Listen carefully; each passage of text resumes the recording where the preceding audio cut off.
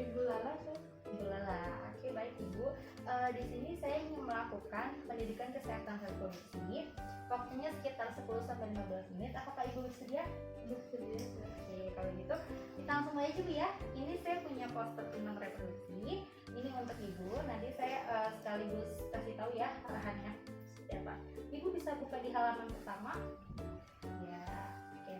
Di halaman pertama ini Ibu bisa memberitahukan kepada anak Ibu tentang reproduksi itu dari usia 1 sampai 5 tahun sampai usia 12 sampai 15 tahun. Untuk yang usia 1 sampai 5 tahun, Ibu bisa mengenalkan anak tentang reproduksi secara singkat di waktu yang tepat. Misalkan saat anaknya buang air kecil atau buang air besar, atau misalkan saat anaknya sedang mandi. Nah, Ibu bisa sekaligus memperkenalkan tuh, ini payudara atau mungkin ini alat vital gitu.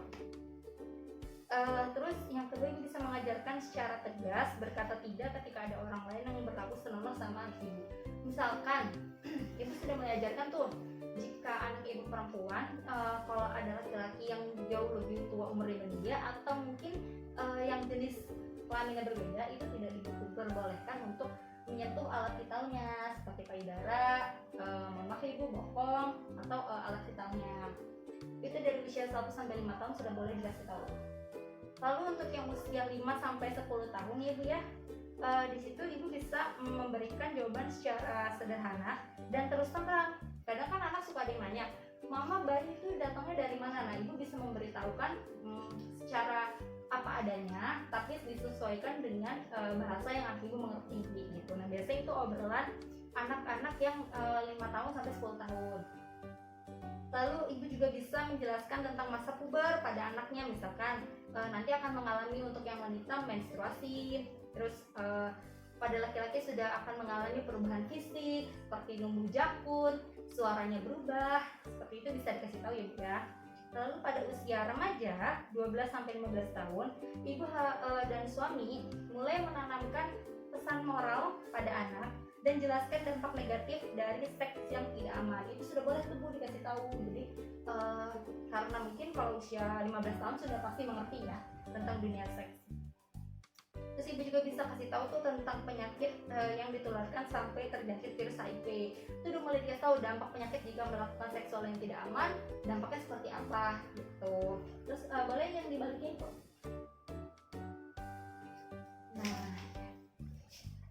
ya di sini Ibu bisa diajarkan juga dengan anak Ibu bagaimana cara merawat alat-alat reproduksi. Seperti yang pertama Ibu ya, di situ ada pakaian dalam atau celana dalam diganti minimal 2 kali sehari. Gitu. Ini bukan cuma anak Ibu juga sih. Maksudnya sama kita wanita juga bisa dilakukan seperti itu. Terus menggunakan celana dalam berbahan yang menyerap keringat. Terus juga di sini ada gunakan handuk bersih, kering, tidak lembab, dan kalau bisa satu orang tuh hanya satu anduk. Biasanya kan kalau kita sering jumpai satu anduk untuk sekeluarga ya, nah itu kan kurang baik ya Bu ya.